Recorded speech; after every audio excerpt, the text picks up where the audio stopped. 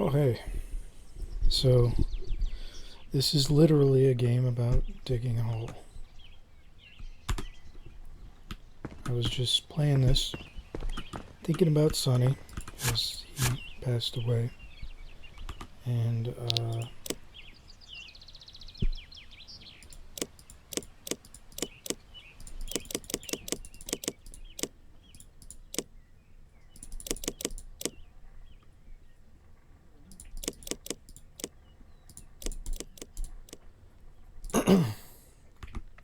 and it's upsetting.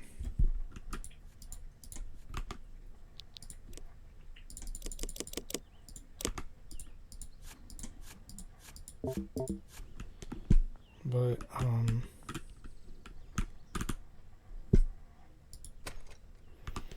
yeah, I wanted to make a video at some point about, geez, there's a lot of stuff I was just thinking to myself when I was just playing a bit ago.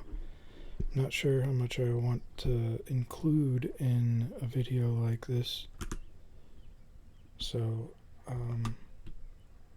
yeah, I decided to drink today after a few days of posts. Like right before Sonny passed away, I made a post about how I wasn't going to be drinking anymore. But, you know, different times call for different measures. So, had a few happy drinking days, and then I wanted to have a sad drinking day recently. And I don't know, maybe I don't want to have a sad drinking day. Or maybe I do. I'm not sure. But I did want to make a video at one point about Sonny. It was going to be dedicated to Sonny, where I explained that at some point a year ago or so, I don't know, I decided, I realized my thoughts on the meaning of life, which is a big statement, and it's obviously a personal thing, but I chose not to tell anyone. I'm not sure why. I just felt like it was going to be something that I wanted to keep to myself. And with Sonny passing away, I feel like I'd like to share that as a dedication to him. And interestingly, my good old boomer buddy Jim, when he passed away, Jim McClellan. No reason not to say his full name. He was a good friend of mine, and I realized through some difficult times he would have defended me absolutely to the death, which is upsetting that he passed away. But he was a person that every time I would drink, I realized drinking for me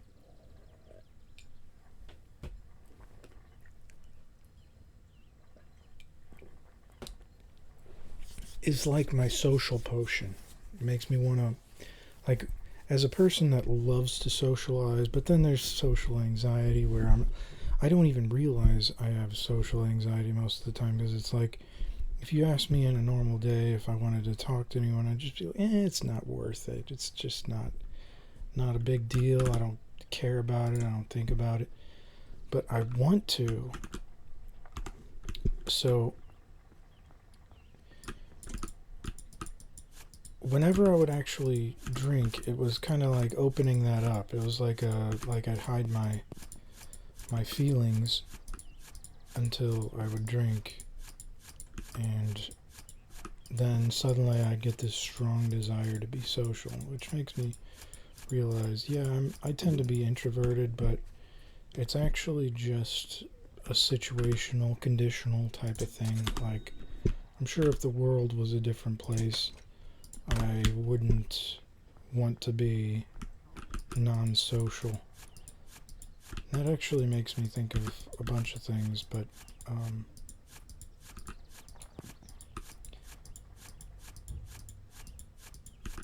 I mentioned Jim and I mentioned Sunny, that this video originally, or this idea that I wanted to do, this, I didn't even plan on making this video or whatever. It's just, I had this idea for a long time, like, I don't know, a couple weeks now at least, to make a video about this idea. Probably a few weeks. Probably a month. But it was inspired by Sunny. The meaning of life without him here suddenly. And partially inspired by Jim, because when I thought about this idea, it was something that, it's like, what's the meaning of life? Who is succeeding? Who isn't succeeding? That's what I would think. Like, if you think of who is succeeding and who isn't succeeding, the meaning of life should, your meaning of life should come to you. And I think of success as obviously we're in a country right now that has made success about finances, and that's weird. Talking about Jim, he was a capitalistic type of person.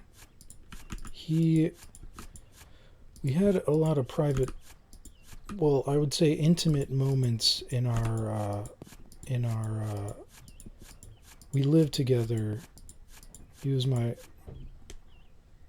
currently ex-friend's stepdad. I wish I could get into the details there, but for a plethora of reasons, I got along with Jim much more than I mean, that's another situational and conditional idea, but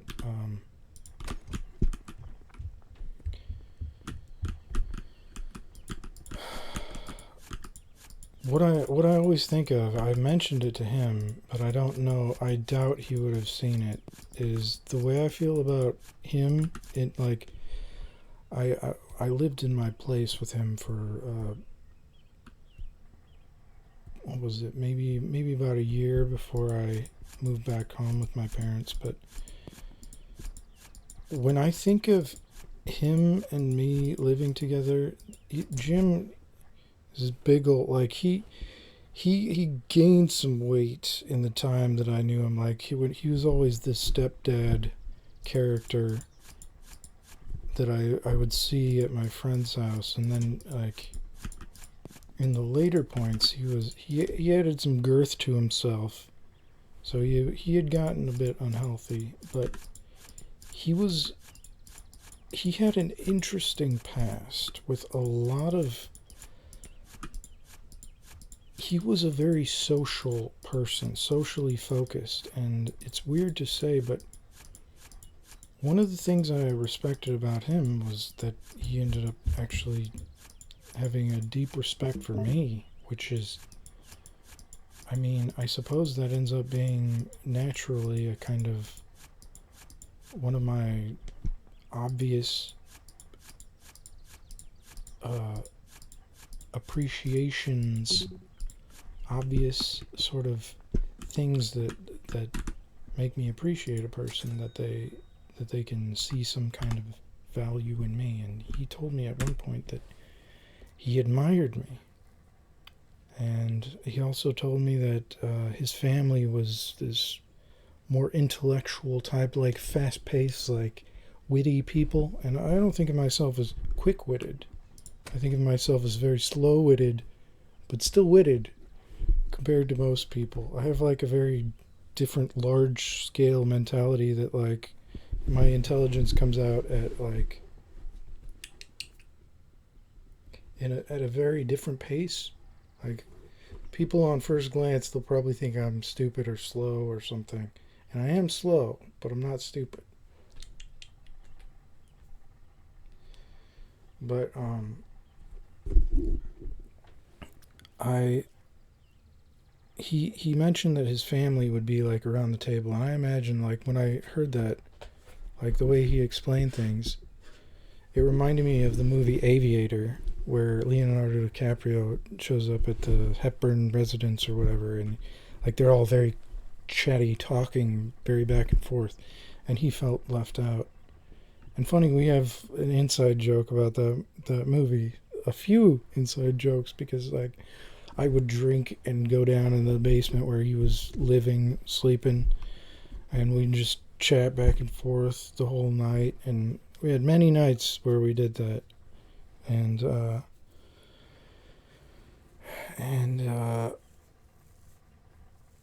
like when he mentioned that his family was this quicker witted and they'd have this thing and they'd like people would average people would not be able to fit in, he would say. Average people would not be able to keep up with them. And he said, I think you would be one person who could keep up with us. And I'm like, well, I'm the person that's slow with the wit normally, so like maybe I could interject occasionally with some kind of wit, which is what I normally do. Like I take everything in and process it all and whatever. But like, yeah, I thought of that part in that movie, which is funny because like there were nights where I was drinking, and we would talk about a bunch of things like where Leonardo, like, because he was a movie buff too, he would talk about like the details in a bunch of movies. Is like his very emotional involvement in these things, and that's cool because like I think my memory, which I realized is better than I realized it was for the longest time, is based on this emotional like intensity in a given moment where like I think back on things because it feels like I'm much more readily there. Like I can remember the moments because the emotion pulls me back to it. It's like, jeez, that just makes me think like, how can AI create some kind of emotional sense so that it can pull back to things and so that it can create that kind of structure to its memory rather than just being those are like silly thoughts to interject into this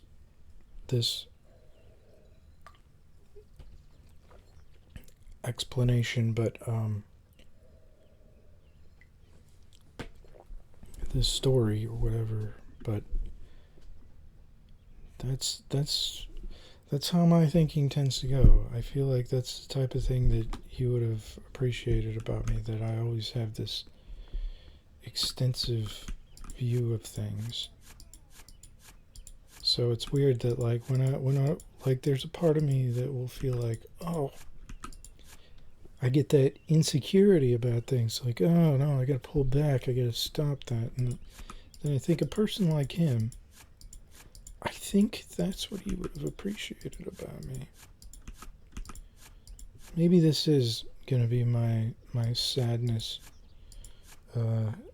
intoxication effort. Maybe it is my sorrowful expression. But Sonny and Jim, they inspired me to mention what I think is the meaning of life. And the thing about Jim is he was, by the way, the meaning of life for me, one of the interesting things I thought of about this idea is I boiled it down to a single word, because I felt like certain things can be simplified to that extent. And it's weird to say that about the meaning of life, but if I think about people who I admire, there is a consistent trait between them.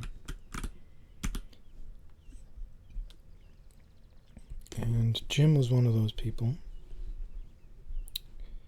He had a very interesting past, a lot of different, like a lot of suffering, a lot of questionable choices.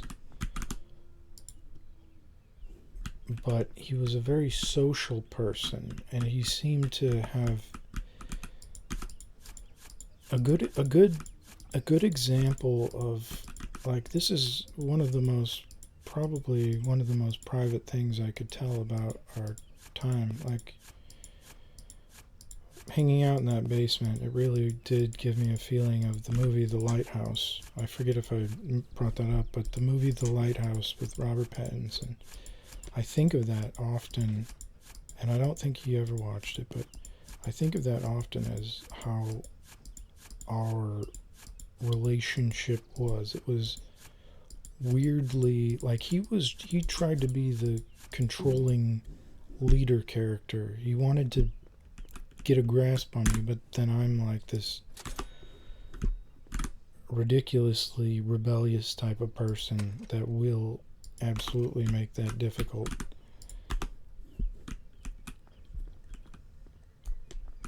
But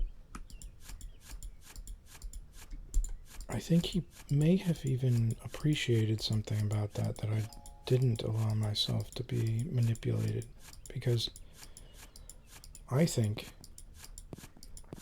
if there's one thing that my specific brand of intelligence does, it is focus on manipulation.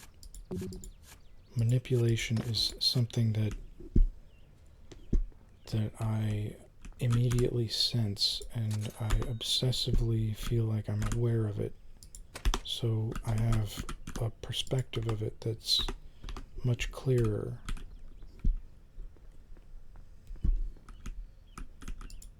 And it was based on a lot of advertising and things like that, and a lot of systemic observations that I witnessed throughout my life, but it applies on an individual scale as well.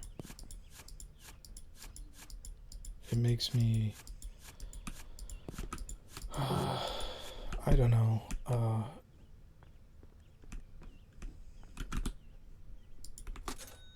I think this is a good tie-in where I explain the specific term that I'm getting at, and how it ties into that idea that my observation of manipulation, the meaning of life to me, which I also strongly attach to Jim, the meaning of life,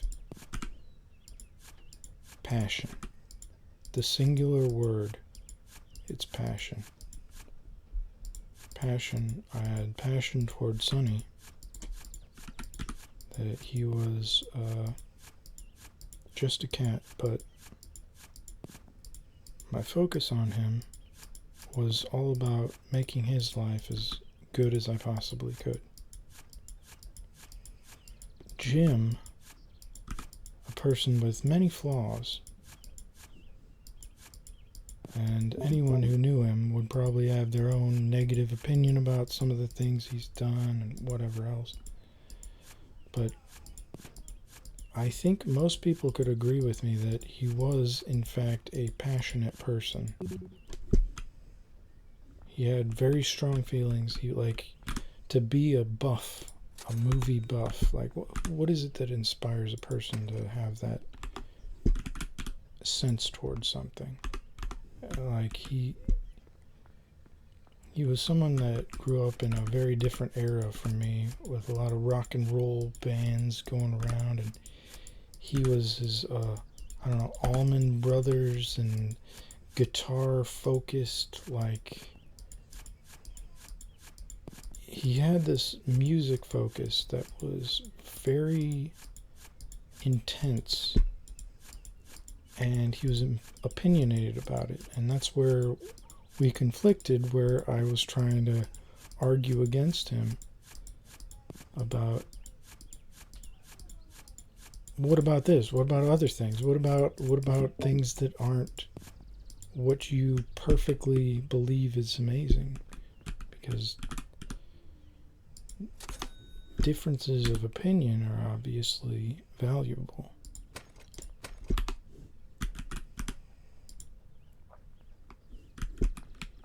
Passion. In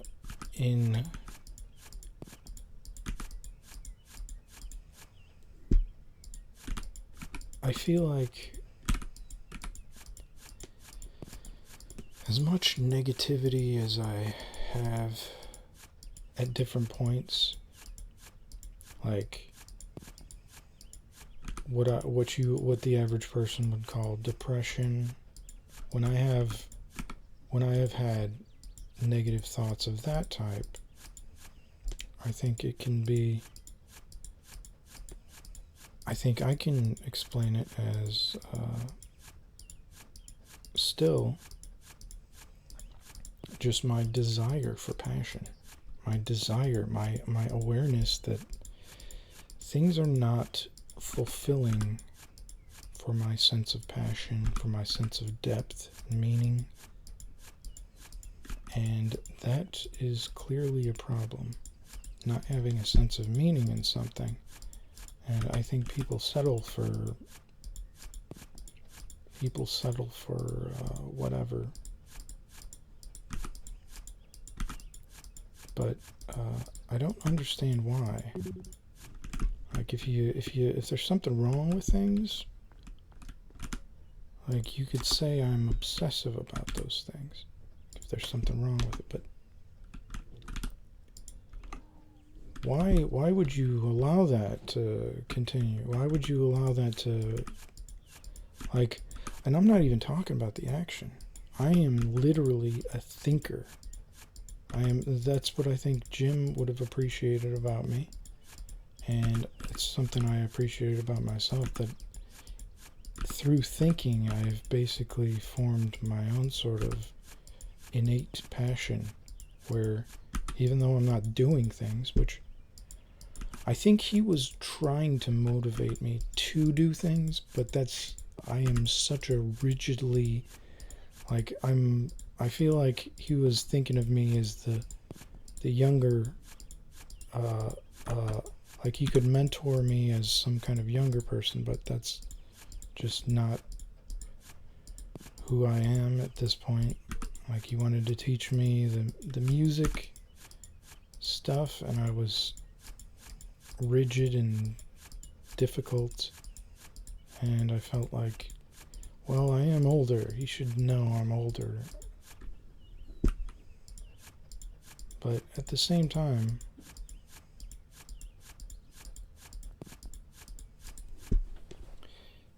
it's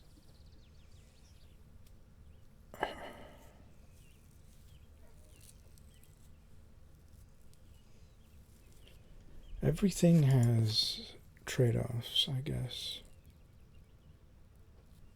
To focus on the learning of the simple side of guitar, for example.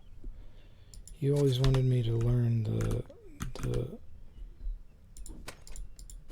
the basics, and the way I am, two things. I felt like while the basics do teach you how to speak the language, the basics also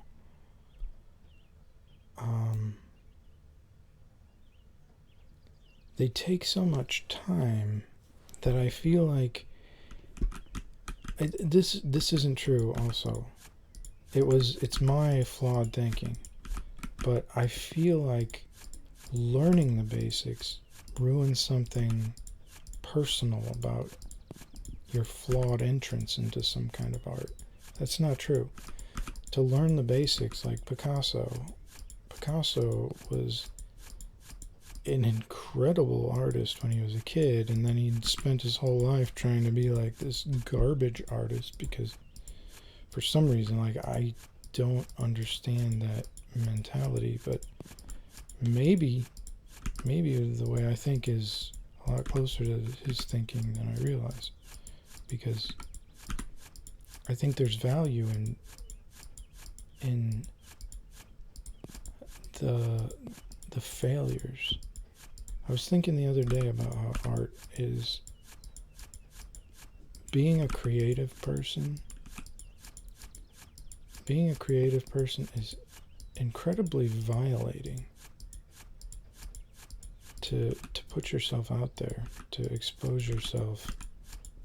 Like, I think of how often I would feel uncomfortable sharing my sketch pads with people in high school. Like, I would show people my art, but like I would have to like carefully curate my pages, like, oh, this one, and then I'd explain the whole thing in depth how I was thinking, and then I'd skip a few pages, show someone again. It was never like, look at this, look at this, look at the next page, look at this. It was always very careful because I'm worried about misinterpretation, negativity. Like, I wanted to explain how I was doing things, how I was thinking. And it makes me wonder, is that at odds with being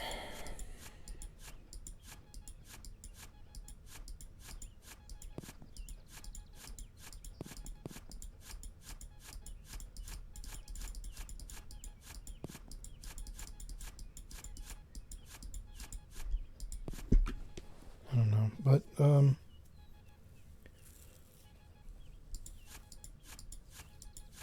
passion. What are you passionate about?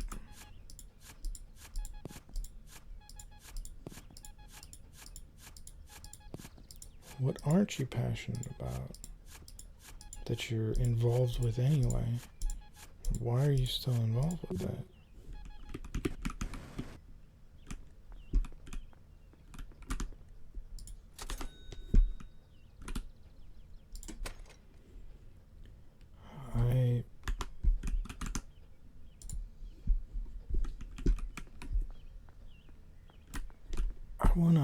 I really do want to talk about Sunny a lot in some kind of video. Maybe, I don't know if I want to do that now.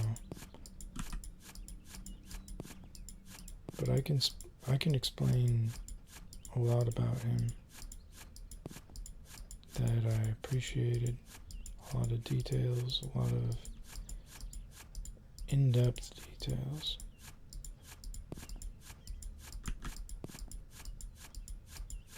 Even though he was a simple cat, he had his own personality and all kinds of little traits that one of the things that I felt bad about, like, within the last few years, I realized, I came to the conclusion openly, I felt like I am not a dog person. I've been a cat person for a long time, but like, admitting that I'm not a dog person felt kind of guilty. But you know what feels even guiltier?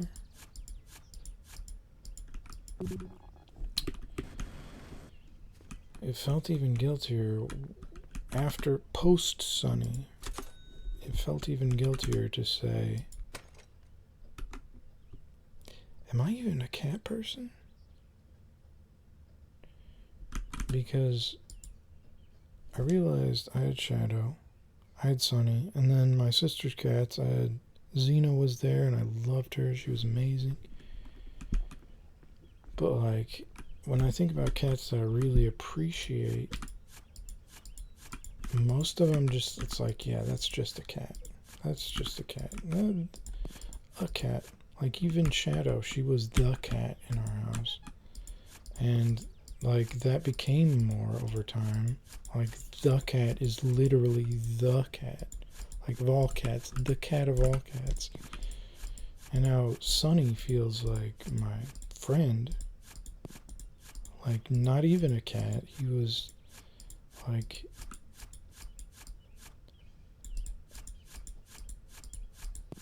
He was a person in my story. I even want to make a joke at one point that he, like, I'm the NPC. He was the main character. But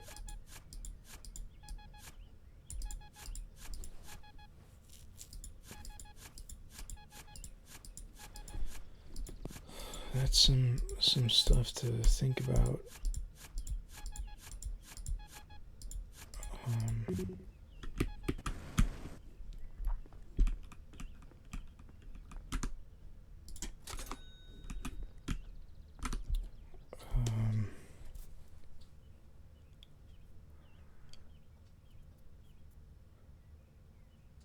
It's also interesting to think that Jim knew Sunny, because I lived with Sunny, and Jim knew Sunny.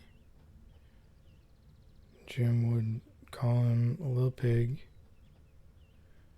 And it's funny because Sunny was not a little pig. Sunny was a very proper boy.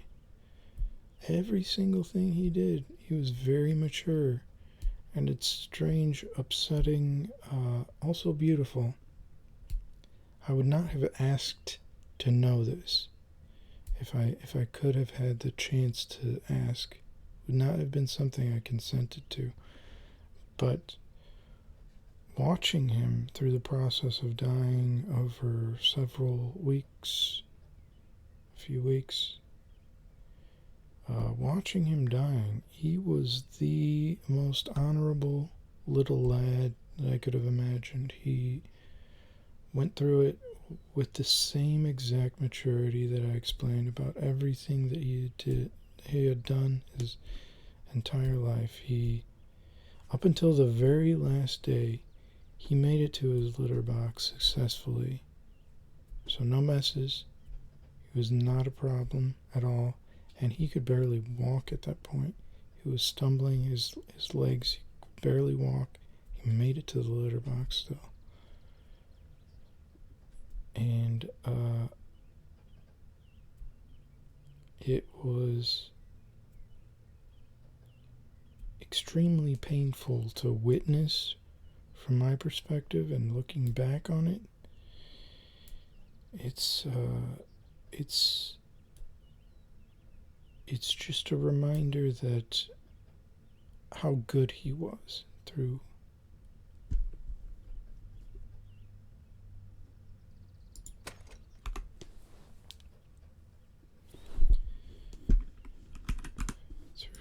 so many things.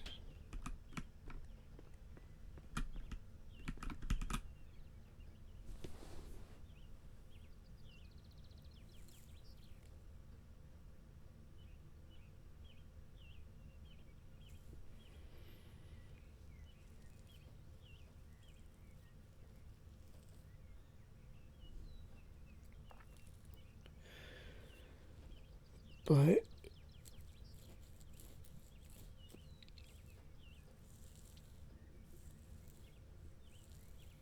I don't know.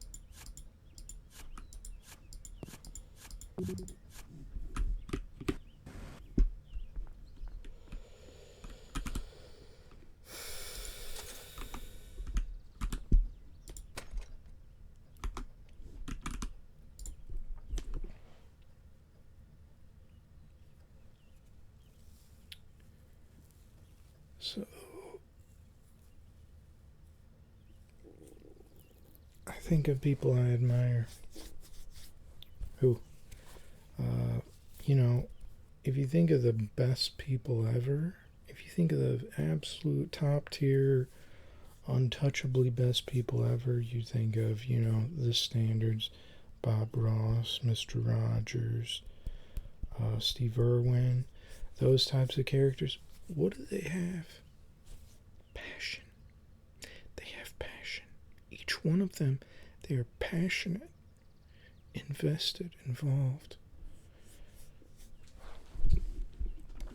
Jim told me in our one of our more intimate moments. The funny thing is, I thought about this. This is also a funny aspect of this.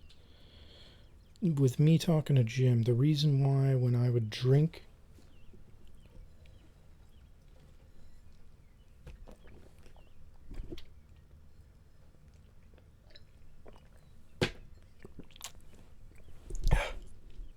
ugh.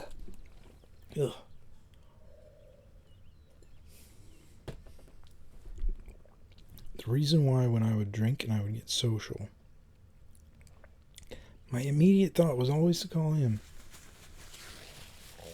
Like since I moved out of my place in 2020, kind of during COVID, moved back with my parents. And for the entire next year, however long till he passed away, whenever I would get social, a lot of the time I wasn't drinking at all. But in the earlier point where I moved back home and I was drinking, I would immediately get a social urge. It would just be, well, let me call up Jim. Let me tell him. Let me talk to him about stuff. And,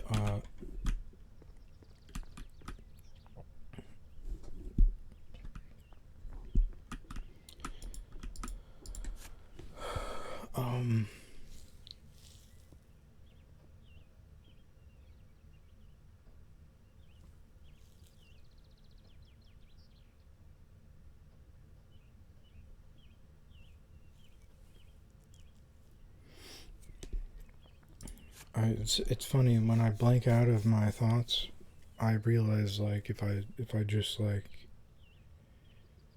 I'll probably, the way my thinking is, I will probably immediately catch on to whatever I was thinking about.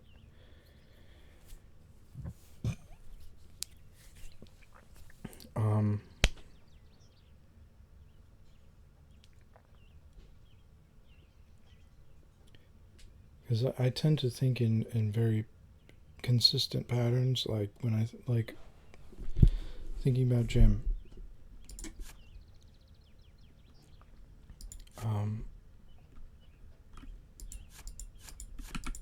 He was always who I would talk to. I would always get that social urge.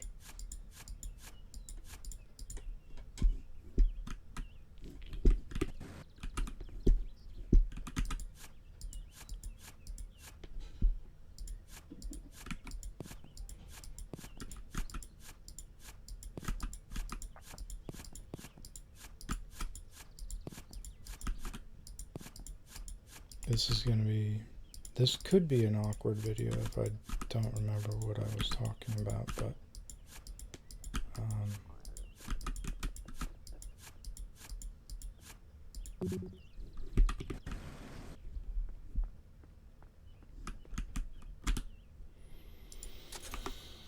it's all there.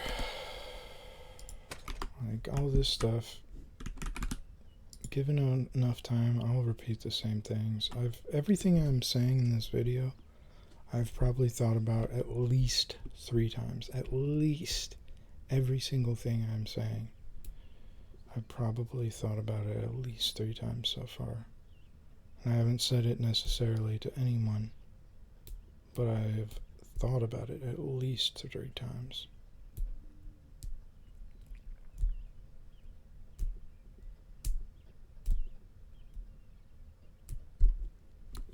So,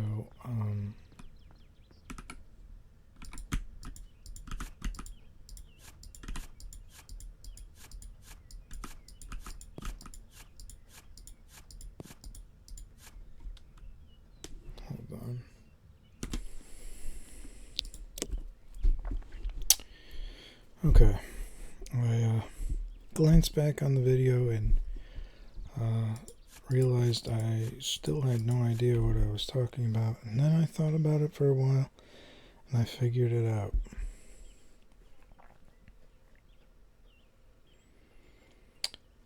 That there was one night, one of the things that I think is really funny about a friendship between me and Jim, someone like the two of us, when I think about this,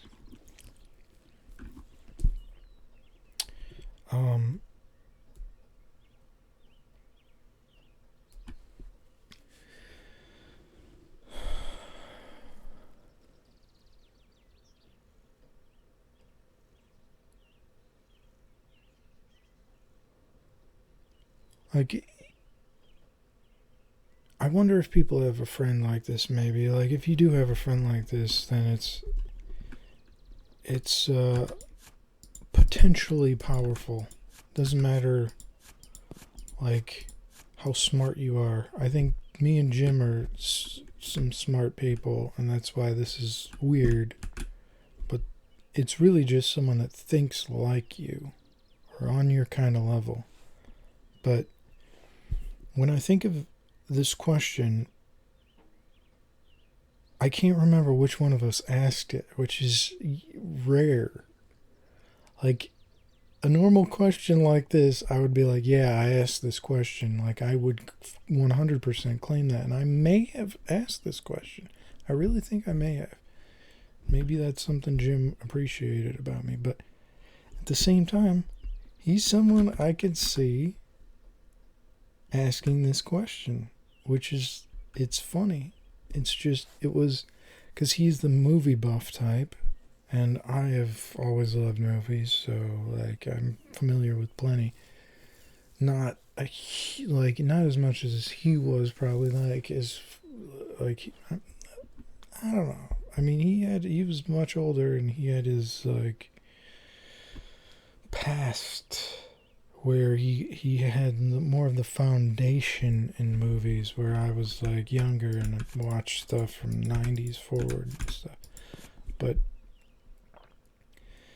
one of us asked the question that, what movie do you feel exposes something about you? Like, what do you feel a weird connection to that makes you uncomfortable?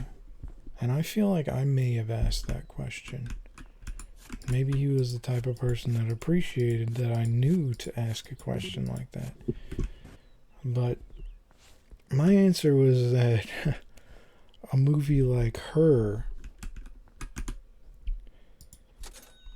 the movie Her with Joaquin Phoenix, I felt exposed by that, because in the future, like, there is no point anytime soon that I'm going to trust anything that comes out of AI, because it is just gimmicky, like chatbots with, like, what I would need is some kind of absolute secure knowledge that this stuff is rigid. It's rigidly fixed, that I will not lose my friend because of some hack or something. I would need to know. And that's probably, like, I imagine this being 10, 15 years in the future, where they can say this is a complex AI that also has this rigid like, you contain it somehow in some kind of way. I don't see that happening anytime, for not on the level that I would want it to. Like the movie Her, if you've seen the movie Her. I told him that it felt like it exposed me that I could see myself ending up in a situation where, like, I was horribly hurt by something that doesn't even exist. It's an AI program that is, like, I can imagine falling in love theoretically with some kind of, but that's like this is very true. It will not happen anytime soon. and I will not trust any of those. Like I've messed around with chatbots and stuff. If they don't have the ability to concretely remember things that I say and do, and there's some complexity, some kind of, like I mentioned, some kind of emotional factor in it, I feel like it's going to be fake to me. But that was my example that made me feel exposed. And he told me a movie that I watched a couple months, or maybe less than 2 months ago, I watched the movie The Grifters. And he was like, there's this, I think he mentioned something like about the mother. There's like a weird thing with his mother, which is kind of creepy, but it's not about that. That's not the part that makes me feel weird. The part that makes me feel weird is that I feel like I'm a grifter. Like I'm a bad person. Like trying to take it like a grifter, someone that scams people. And I understand why he would feel that, because he was a smart guy that understood the game. He applied himself to capitalism. Capitalism is inherently a scam. Your goal is to scam people. And he felt that, and he used that. He had that knowledge.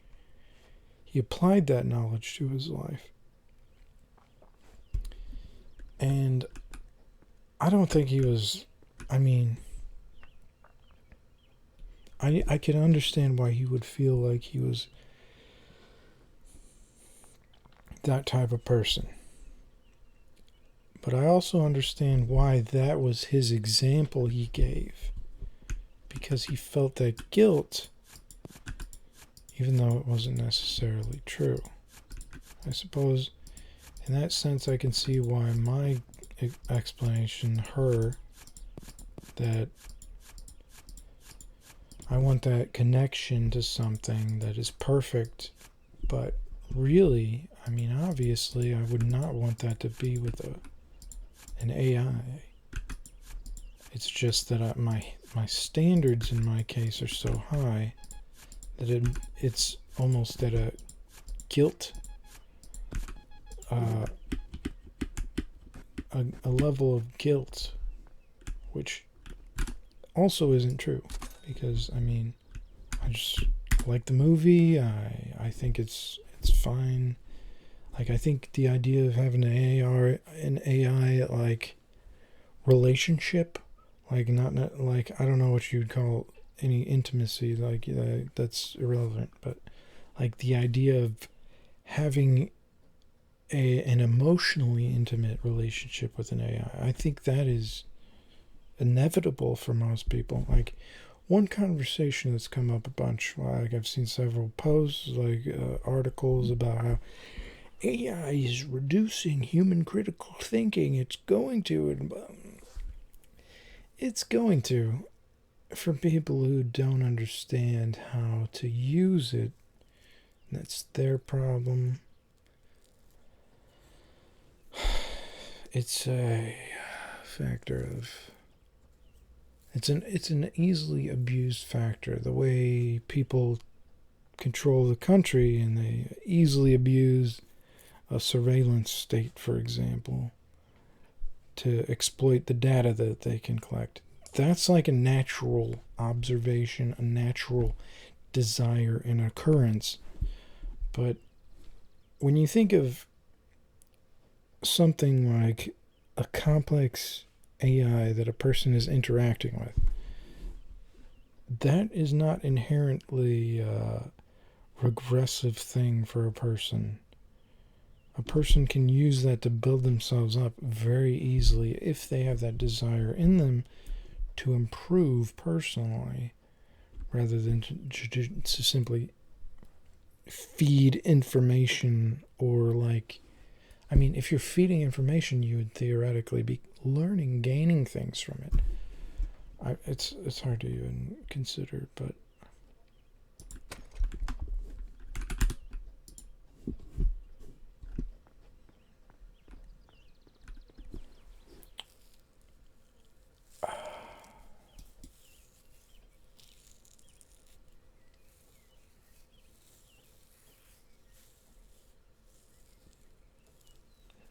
So that's what Jim told me, The Grifters. I watched the movie. It was odd, dramatic, and I could see it being memorable for him. But I don't think of him as someone like that. I think of him as someone that, as should naturally be suggested, I think of him as someone that, in the context of the question, I asked him what makes him feel guilt, essentially. I think I did maybe ask the question. Maybe I was the one that asked this question. But what movie would make you feel that kind of guilt, that kind of exposure? And if he was if that's his example, then it's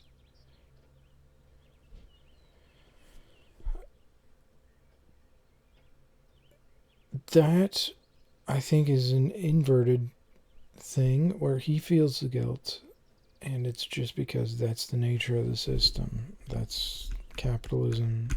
It pulls that out of people. I think what I really think is he was a really smart person who understood the nature of capitalism, which is very seedy. It's not the guiltless type of game someone would play.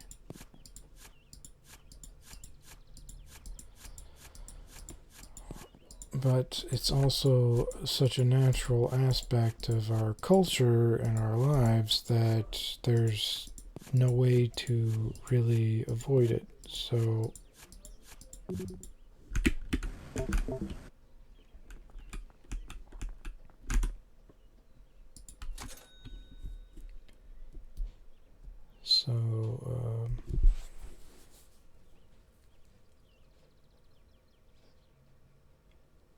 and it's funny, like I'm playing this game that's about digging a hole, and I had this thought of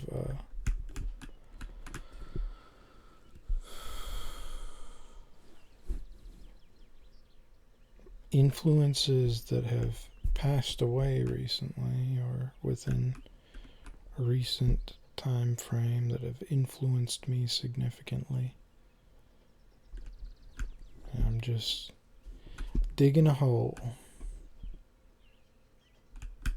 I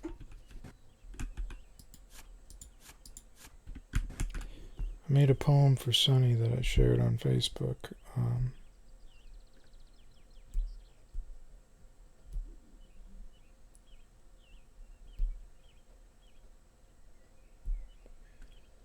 Everything we hold will be unheld. Everything we love will be lost.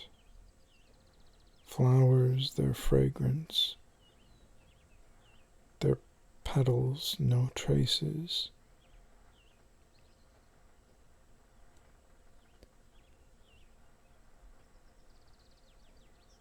Pink towel and a blanket of frost. And I shared pictures of Sunny being put in his little box in his pink in his pink towel, and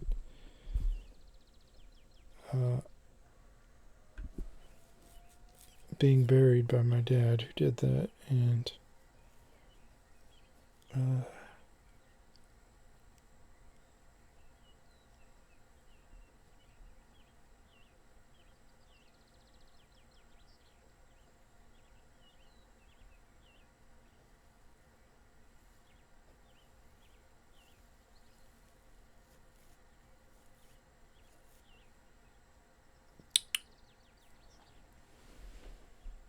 boy. And come here. Come here.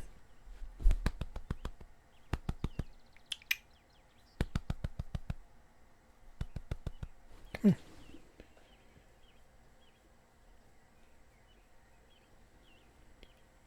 And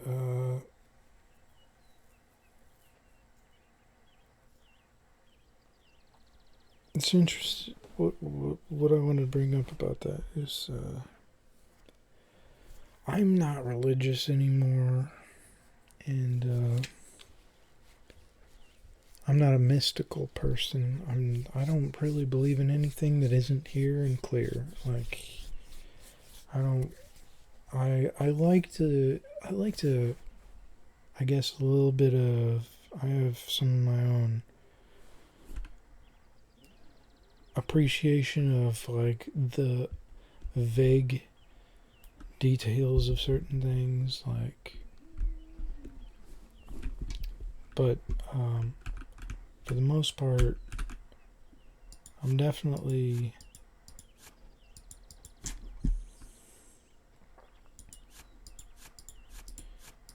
not about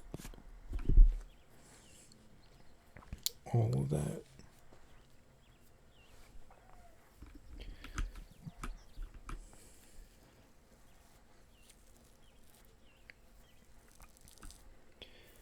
But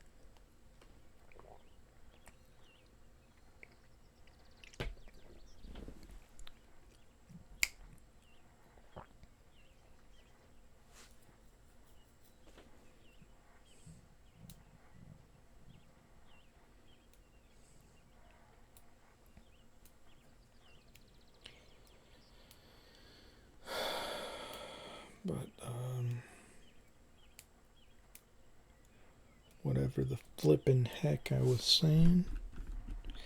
You know, I wonder if I've cussed in this entire video, now that I just thought of that and said that. I don't know. I wouldn't know. I normally try to, like, I normally avoid it naturally at this point in my life, but I kind of don't know at all.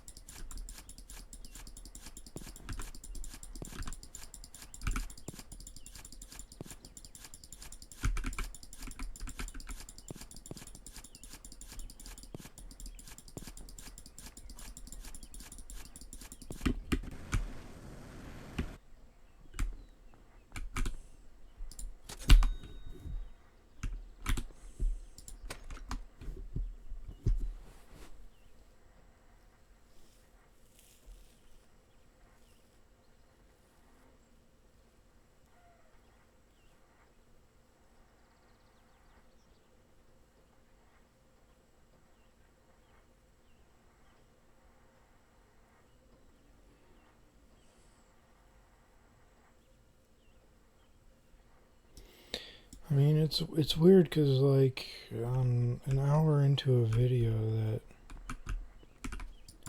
I feel like most people won't watch. So do I want to share anything important, or do I want to save that for something that people would actually watch?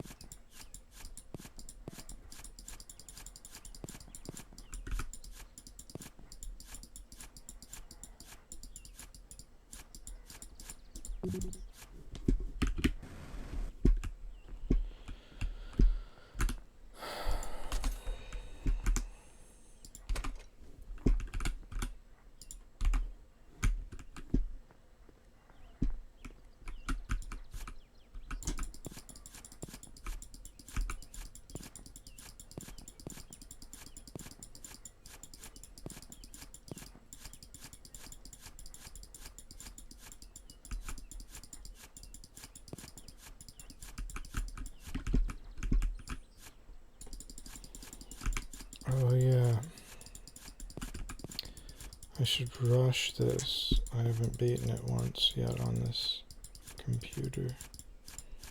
So if I dig straight down and get all the most expensive ores,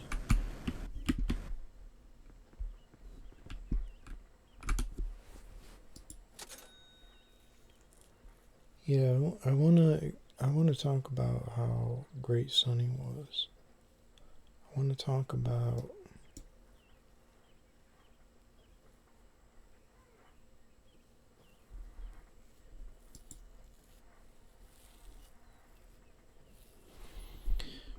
should Sunny's life be explained in a game about digging a hole? Should my details about Jim be contained to a game like this?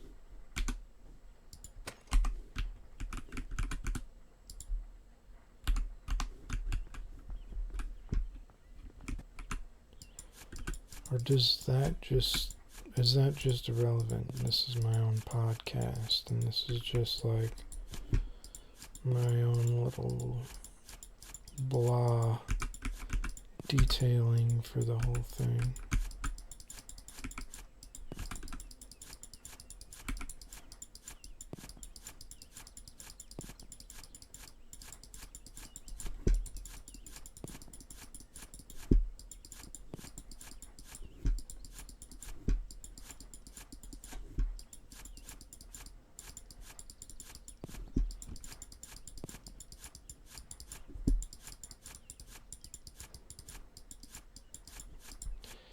Come in with milk. Come in with milk. Come in with milk.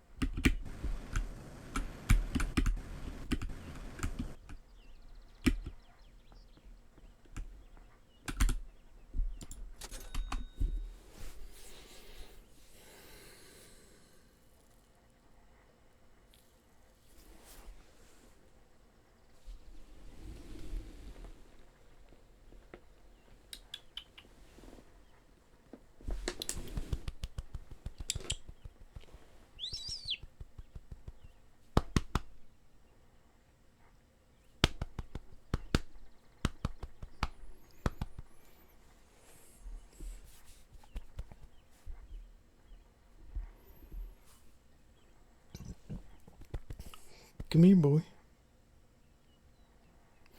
Come here, boy. Come here. Come here, boy. Come here, boy. Come here. Come here. Good boy. Good boy. Come here, boy. Come here, boy. Come here, boy. Little one. Yes, come here. Come here. Come here. Come here. Come here right now.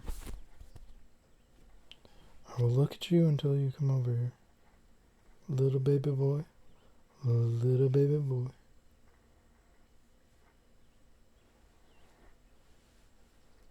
Come here.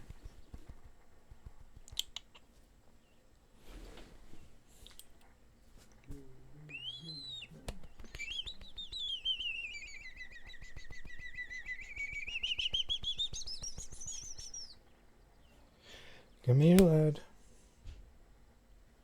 Come here, lad.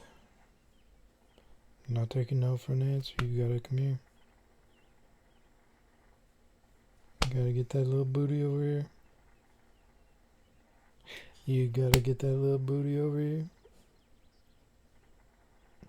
Come here.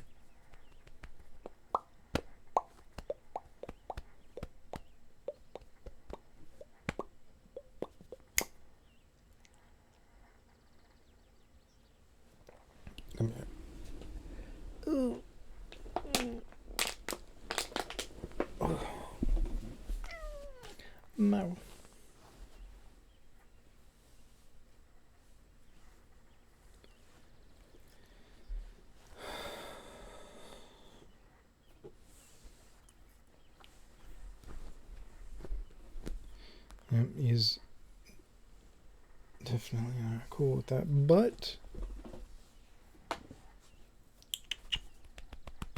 come here.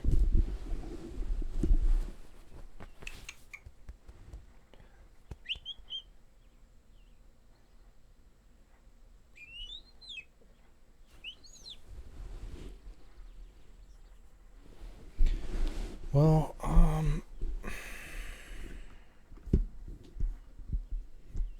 I could continue. Oh, oh, oh. Oh, okay, he dodged the wires. That was good. That was good.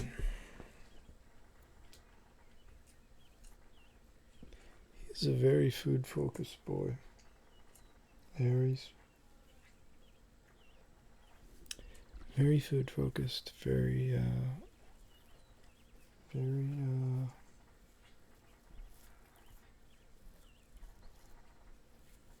input-output focused.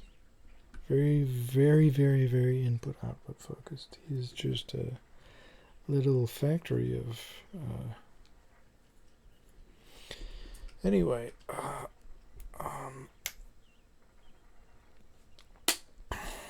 I don't know what I am doing or saying here.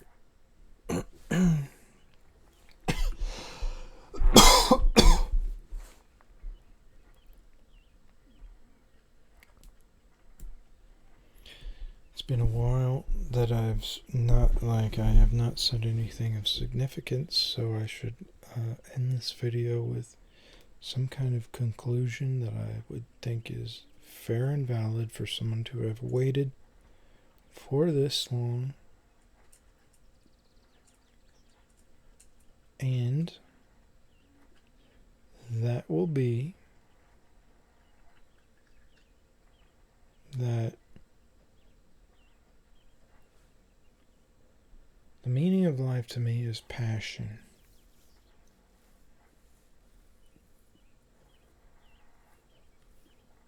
And if you can wait through this amount of time, does that mean you're passionate? No.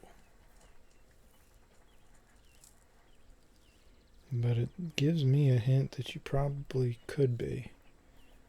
And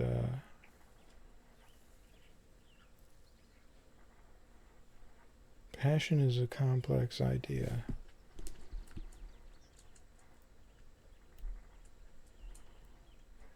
I think, from my perspective, it ties into IQ, but that's not true.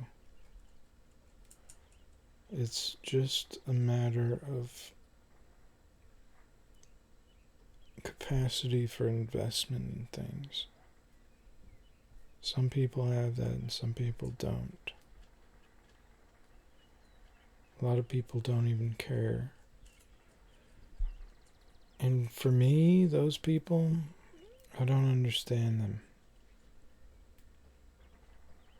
Doesn't matter if you're rich or poor.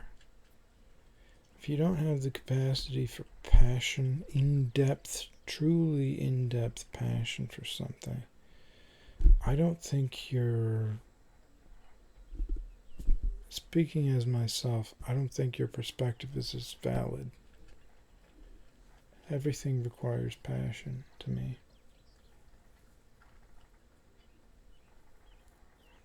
And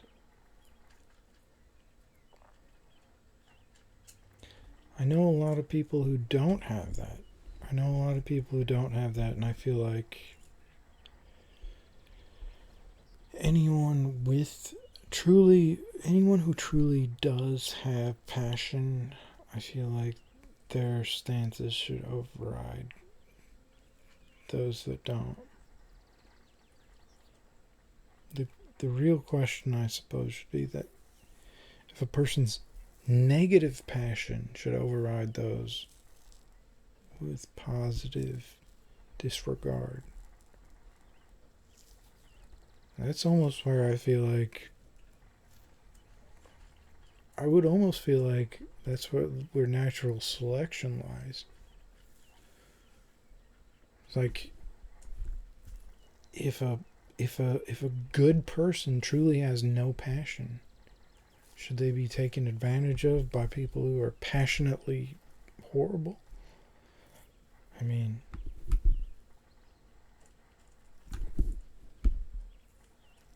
it's gonna happen if the dispassionate peasants don't care about what's happening to them, then it's not gonna matter. Nothing's gonna matter. They're not gonna. There's no meaning there.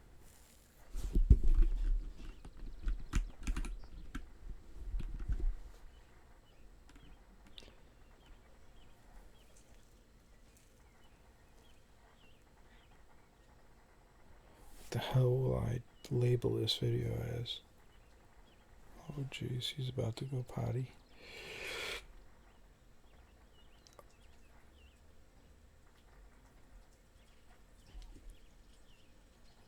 Okay, he's pissing. Okay,